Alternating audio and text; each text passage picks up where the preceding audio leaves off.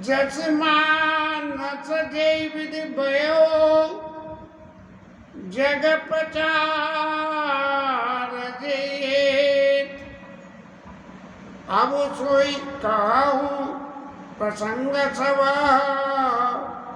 और सुमिरि उमा बस के तू। गोस्वामी जी महाराज ने भगवान राम के क्षेत्र को मानसरोवर की तरह मानस बना दिया और कहने लगे कि जब ये मानस है, मानसरोवर है, तो इसमें सरोवर के गुण होने चाहिए।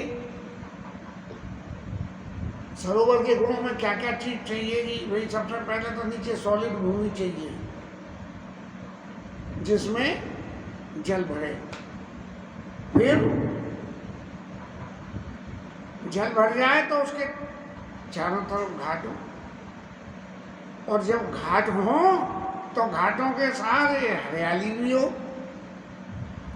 वृक्ष भी हो। जब घाट हो गए, जल हो गया, हरियाली हो गई, वृक्ष हो गए सब तरह के, तब क्या वहाँ संत महात्मा भी चाहिए जो वहाँ वास करें, भगवान का भजन करें। तब उस मानसरोवर की एग्जिस्टेंस को, मानसरोवर की उपलब्धि को सार्थक माना जा सकता है। अब गोस्वामी जी महाराज कह रहे हैं कि भाई इस मानस को मैं मानसरोवर की व्याख्या तो दे रहा हूँ, लेकिन इस व्याख्या में इस व्याख्या को मैं अपनी तरफ से ओरिजिनेट नहीं कर रहा हूँ। क्यों? कि मेरे में इतनी कैपेबिलिटी नहीं है कि मैं इसको कर दूँ। तो मुझे क्या करना चाहिए? किसी की शरण लेनी चाहिए। तो सबसे पहले उन्हें शंकर बाबा की याद आई कि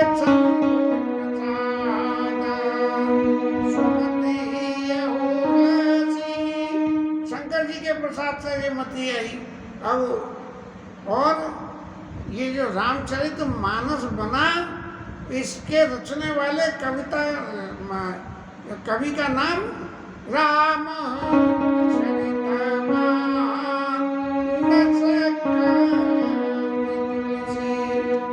ये इस रामचरित मानस के रचयिता का नाम तुलसी हो गया। और ये कौन की वजह से हुआ? शंकर बाबा की वजह से। अब महाराज जब हो गए, ये रचयिता बन गए महाराज, तो रचयिता बनने के बाद ये जो रचना करेंगे उसमें बुद्धि तो खर्च होगी ना। जब बुद्धि खर्च होगी तो क्या होगा कि करई मनोहर मति अनुहारी और सुजन सुचित सुधारी। अब मैं रचना तो कर रहा हूँ, लेकिन भूल तो होगी इसमें। जितनी बुद्धि है उसके हिसाब से मैं इसको सब तरह से हमारे मन के भावों को हरण करने वाला, भगवान के चरणों के प्रति प्रेम करने वाला होगा, रचना होगी। लेकिन फिर भी एक वंदना है, सुजन सुचित सुन ले सुधारी। यदि इसमें कोई भूल हो गई हो तो सज्जन लोग उस भूल को संभाल लेना। अब महाराज सबसे पहले जल भरने के लिए पक्की मिट्टी की जगह पक्की चाहिए। तो इस रामचरित मानस सरोवर में वो धरती जिस पे इस जल को टिकना है, उस धरती का क्या नाम है कि सुमति भूमि था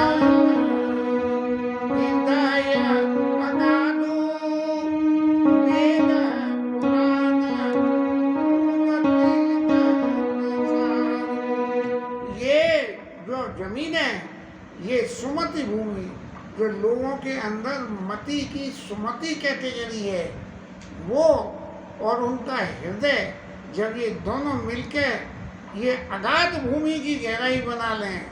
और वेद पुराण उदधि घन साधु, और वेद पुराण जो हैं इसमें समुद्र उदधि वो समुद्र जो इसके अंदर जल को देंगे। वेद पुराण नदी का। अब ये तो हो गया, लेकिन जब सागर होता है, सागर से लहरें उठती हैं, भाप बनती है, और भाप बन के बारिश होती है, और बारिश होके वो पानी जो है सरोवर में आता है। तो बरस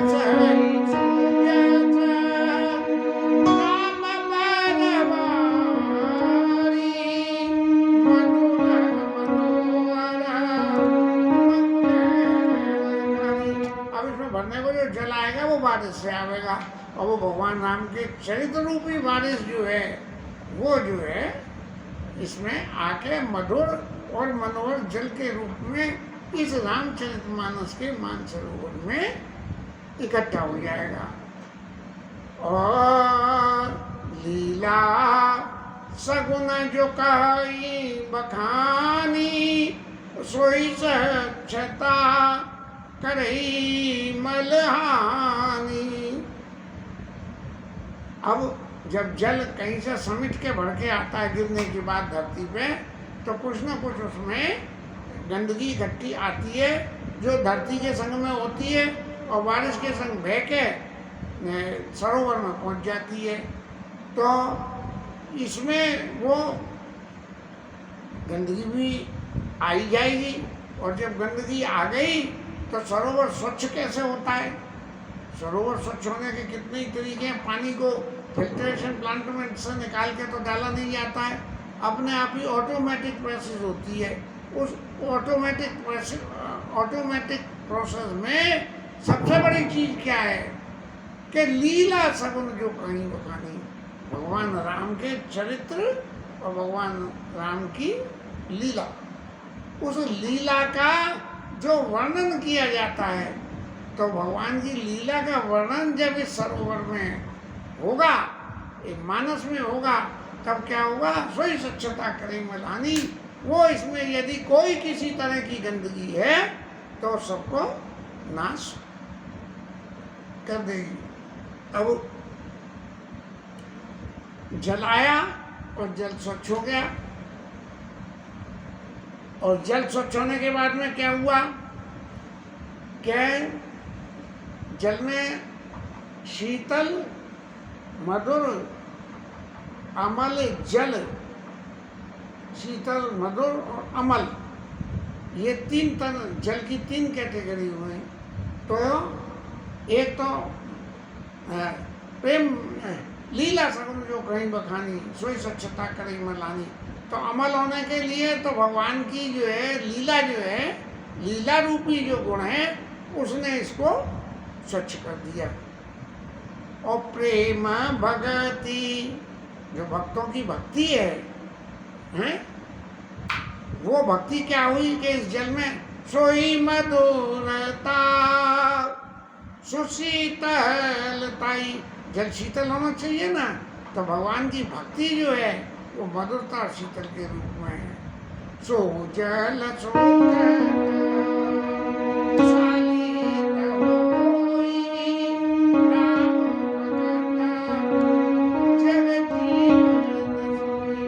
ऐसा मानस का जल जो रामचंद्र जी के भक्तों का पालन करता हो, ऐसा जो है जल बन जाता है। वो इस तरह से मेगा मई गति सो जल पावन। अब जमीन के अंदर जो पानी चला गया, उस पानी की जो लहरें बनी, उन लहरों से भी सरोवर के स्रोत बने, और स्रोतों से पानी आया तो सकेले श्रवण मग चले सुहावन। भगवान का चैत्र जो कानों के रास्ते से अंदर गया, और वो चैत्र ने ये मानो जैसे नीचे अंडरग्राउंड वाटर होता है, ऐसे जो है मेगा मई सो जल पावन और सकल श्रवण मग चले सुहावन। भगवान की भक्ति, भगवान का चैत्र जब कानों के अंदर आया, तब भरे सुमान सुतल तिराना। ये मान सरोवर ऊपर से बारिश का जल आया और नीचे से स्रोत का जल आया। जब ये दोनों जल मिल गए, तब ये सुखद शीत रुचि चार चराना, ये मान सरोवर का पूरा मानस बढ़ गया। और अब जो मानसरोवर हो गया, गड्ढा बन गया और पानी भर गया और स्रोत मिल गया। स्रोत नहीं मिलेगा तो सूख जाएगा पानी। जब पानी भर गया तो अब क्या हो कि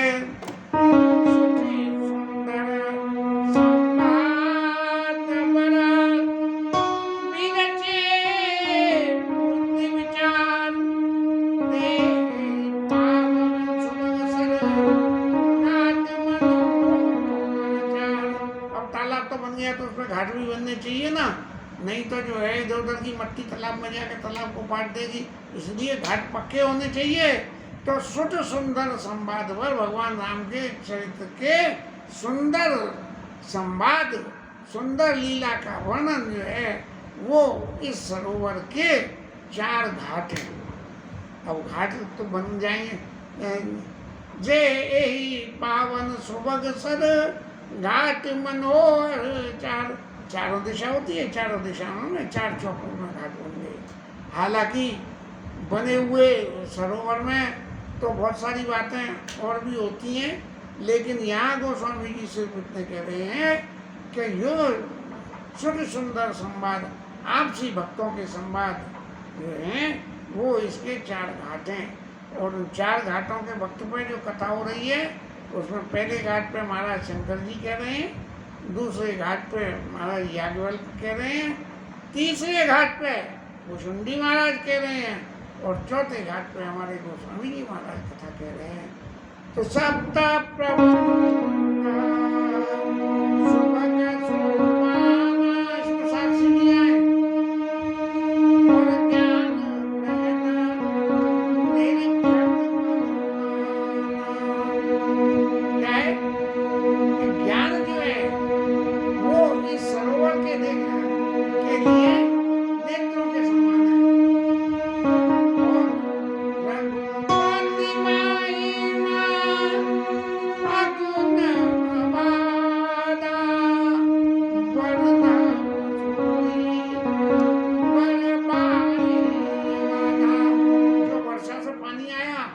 अंडरग्राउंड वाटर आया, वो जो है वो क्या है कि इसमें रघुपति महिमा, भगवान राम की जो महिमा है, इस राम की जो महिमा है वो आके जल तो भर गया, लेकिन भरने के समय गहराई भी होनी चाहिए ना। गहरा जल होगा तभी स्वच्छ रह पाएगा।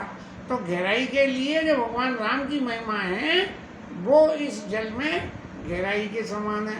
और राम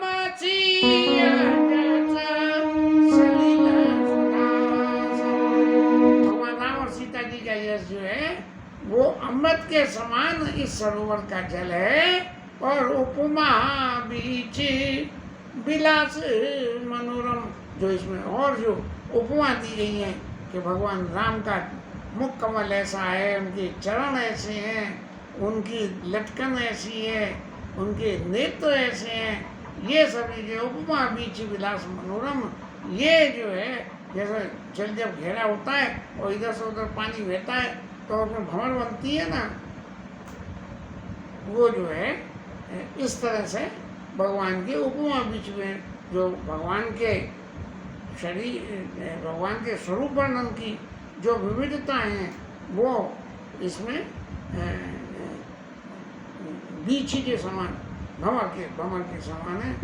और पूरे न सगन चार चौपाई, और ये जो रामचरितमानस की चौपाइयों की रचना हो रही है ना, ये चारों तरफ उगी हुई बेलें हैं। सघनता, क्योंकि बेल ऐसी होती है, पेड़ तो सीधा नीचे से चला और ऊपर जाके नहीं हो गया, लेकिन बेल नीचे से ही फैल जाती है। तो पुरोइन सघन चारों चौपाई, ये चौपाइयाँ जो की रचना है इस मानसरोवर में, ये चारों तरफ लगी सुंदर सुंदर बेलें हैं। और जुगत ही मंजी मनी सीप सुहाई, जैसे मोती पैदा करने के लिए सीप होती है, ऐसे ये बेलें जो हैं वो भगवान के चैत्र रूपी मोती को पैदा करने के लिए सीप के समान है। और छंद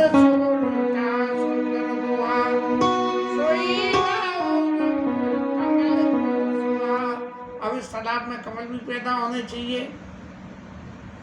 तो कमल पैदा होने के कमल कौन से हैं कि इसमें छंद हैं और इसमें सोलठे हैं। छंद और सोलठा जो हैं ये कमल के समान है। कमल बहुत ज़्यादा तो फूटता नहीं, 12 महीने फूटता नहीं, जब फूटता है तब फूटता है। तो कहीं कहीं इसमें छंद लिखे गए हैं, कहीं कहीं सोलठे लिखे गए हैं। वो सोई बहुरंग तरह तरह के रंग बिरंगे जो है कमल के समान है। और अर्थ अनूप स्वभाव सुभाष सोई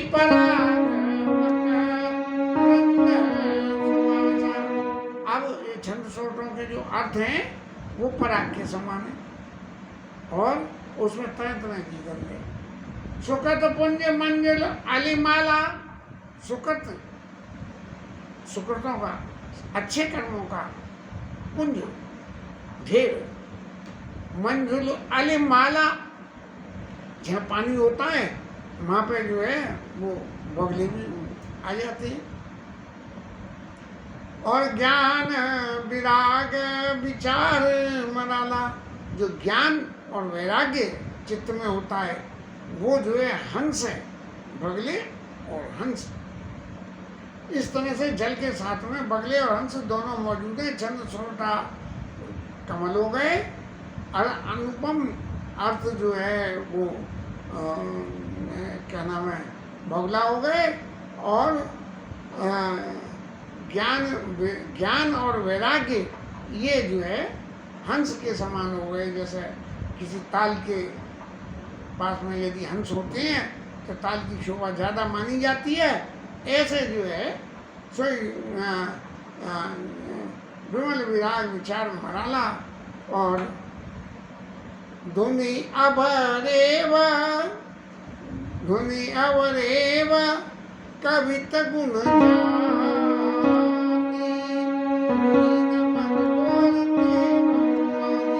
अब इस जल में मछली भी तो होनी चाहिए। हाँ, तो मछली कौन है? क्या धुनि अवरेव कवित गुण जाति, जो कविता के गुणों में जो म्यूजिकल टच बनाने के लिए होता है वो मछलियों के समय में।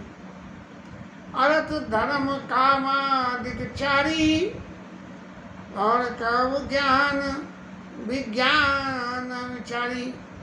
अर्थ धर्म और काम ये और ज्ञान विज्ञान जो इससे पैदा हो रहे हैं वो पुण्य अवदेव कवित गुण जाति मीन मनोवर्ते वो माती। अर्थ धर्म कामादिचारी कव ज्ञान विज्ञान विचारी। ज्ञान और विज्ञान जो है अर्थ और धर्म और काम इन तीनों को देने वाले ये गुण हैं। और नवरस जब तक जो विरागा ते सब जलचर चारों तलागा।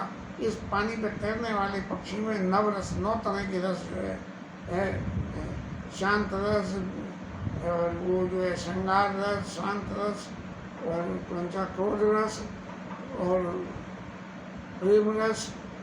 और तो भूल गए नवरस, हम तो कौन से नाम तो खूब याद थे, हिंदी में पढ़े भी थे लेकिन भूल गए।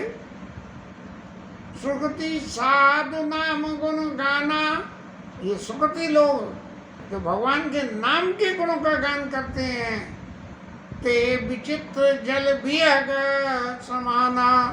वो एक जो खास तरह के पक्षी भी कभी कभी आते हैं। जैसे जाड़े में वो कौन से आ जाते हैं, वहाँ से उड़ के साइबेरियन क्रेन आती हैं। ऐसे तो ते विचित्र जल बिहग समाना। वो जो है विचित्र सुकृति साधु नाम गुणगाना। इसमें जो साधु व्यक्ति हैं और जो भगवान के नाम का जो गुणगान करते हैं वो विचित्र पक्षियों के समान है। और संत सभा चाऊँ दिशा मुराई और श्रद्धा ऋतु बसंत समुगाई। संतों की सभा है तो चारों तरफ आम के पौधे लगे होते हैं इसके ताल के किनारे या सरोवर के किनारे। तो जो संतों की सभा जो इस रामचरितमानस रूपी सरोवर का श्रद्धा से पान करती है वो संत सभा चौंती समुदाई और श्रद्धा ऋतु बसंत समुदाई। उन लोगों की जो श्रद्धा है वो इस सरोवर के किनारे जैसे बसंत ऋतु में शोभा हो जाती है ऐसी शोभा के समान है। भगत निरूपण विवेक विधाना। क्षमा दया दम लता विताना, ये भक्ति का जो निरूपण तरह तरह से इनके प्रसंगों में आएगा जगह जगह पे। भक्ति की व्याख्या, ज्ञान की व्याख्या ऐसे जो आएंगे ये तरह तरह से। क्षमा दया दम लता विताना, क्षमा और दया इसमें जो प्रसंग आएंगे इसके, क्षमा के और दया के, वो जो है जैसे ऊपर बितान तान चंदोवा लगा देते हैं, वहाँ जो है छाया के लिए चंदोवा लगा दिया गया है। और समझो नियम फूल फल ज्ञाना, ये जो है हर पद रति उस वेद वो खाना, तो वेदों ने भगवान के चरणों के प्रति रति बताई है वो। और वो कथा अनेक प्रसंगा, बहुत सारी बातें और भी है। ते सुख पिट बहु वर्ण व्यंगा, वो तरह तरह के पक्षियों के रूप में, रंग बिरंगे तोता मैना ऐसे पक्षियों में। पुलक बाटिका बाग बना,